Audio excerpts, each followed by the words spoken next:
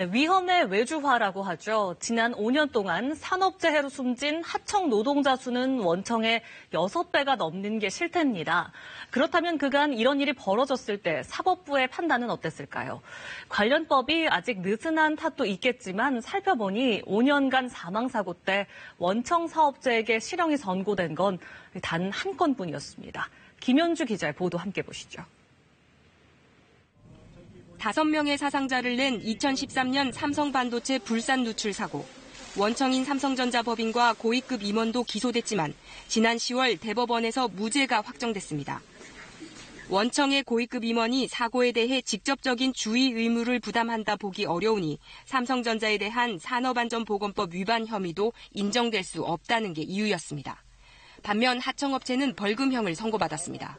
라인 가동 권한이 삼성전자 측에 있는데 그 삼성전자 측에 아무런 책임이 없다. 무죄 판결이 나온 것에 대해서는 납득할 수가 없죠. 2016년 구의역 사고도 하청업체 대표는 징역형 집행유예를, 원청 대표는 벌금형을 선고받는 데 그쳤습니다. 2011년부터 5년 동안 주요 50대 기업에서 산업재해로 숨진 노동자는 245명.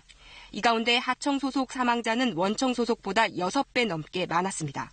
그런데 사망사고 중 원청 관리자가 실형을 선고받은 경우는 단 1건, 징역형 집행유예가 7건이었습니다. 절반 이상인 110건이 벌금형, 67건은 혐의 없음으로 종결되거나 기소가 유예됐습니다.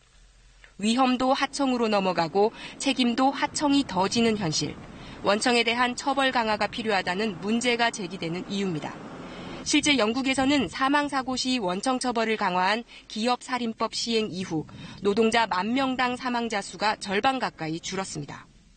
원청이 이제 거기에 대해서 경각심을 가지고 좀 더 주의 의무를 갖게 되고, 그래서 이제 산업뿐만 아니라 국민들의 안전도 이렇게 보장될 수 있는 그런 이제 가능성이 생기는 것이죠.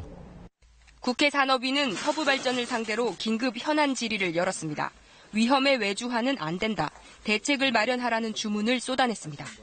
반복적으로 하청 노동자 사고가 안 나도록 무슨 대처를 강구해야지. 그 적정 용역비 산정이 제대로 안 돼서 이렇게 그 하청업체 직원들한테. 다음 주 초부터 임시국회를 열기로 합의한 여야. 국회가 위험의 외주화 방지법을 이번에는 어떻게 처리할지 여론은 주시하고 있습니다. KBS 뉴스 김현주입니다.